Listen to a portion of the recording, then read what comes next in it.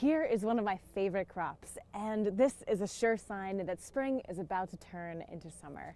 And it's broccoli rabe, also called spring rabe, also called rapini, and it is so luscious. It's the same, similar to broccoli, but you'll see there are these lovely thin stems, and instead of having a big floret, they have these little florets, and they have more bitterness than broccoli, but it's a bitterness that is absolutely brilliant to balance with beans, with sausage, a touch of lemon, touch of balsamic.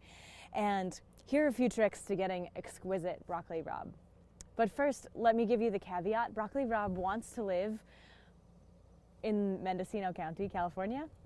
It is from the Mediterranean, and it really wants to live where it's overcast and it's warm but not hot, and cool but not cold, and anything in between is just going to bolt faster. It's going to be more bitter.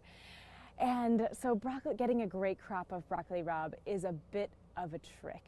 But a few things that will help you get a great crop of broccoli rabe consistently, even here in the Northeast: rich soil so it grows fast and even, plenty of water so that it grows nice and even as well. You want to give it enough space. 6 inches, 8 inches is a really nice amount. You can cram them a little closer, but then you're stressing them out a little bit more. So give them perhaps a little more space than you would if you were in California. And if you don't care for these flea beetle bites, which I personally don't mind, but these ones aren't so bad, but you can see all those little holes here. That is the bite of flea beetles. And flea beetles don't care for broccoli rabe nearly to the extent that they love it on arugula and radishes, but they will totally maul your broccoli rabe, and putting floating row cover over some spring steel hoops is the easy, awesome way to ensure that your flea beetles won't be munching holes, and it creates a more even temperature for your broccoli rabe as well, and a more even moisture. And when you finally go to harvest your broccoli rabe, go way down. This is a little dahlia knife, and oh my gosh, it just cut through that stem like butter. You can see how tender that is. And this entire stem, all of these leaves, everything about this plant is luscious and divine. And once you see it, this happened in just a few days. They sprout very quickly. And you can see something like this plant is about 12 hours behind. And you can see the floret here is a little more tighter. The buds are a little tighter. And so this tightness, that is absolutely ideal.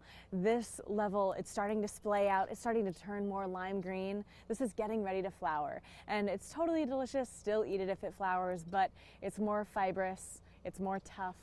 It's more bitter when it flowers. So that delicate balance. And anything else, they have tons of marvelous secondaries, friends. So you can see I just cut this primary stalk of the broccoli rabe, but take a look. 1, 2, 3, 4, 5, 6, 7, 8, 9, and then there's 10, 11. There are all these secondaries that are going to be blossoming in the coming days. And you can see these ones, they are they're not going to get nearly as wide in diameter as this first one.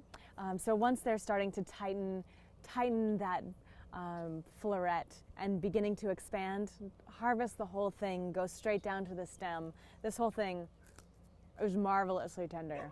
Oh my gosh, did I already mention this is one of my favorite vegetables?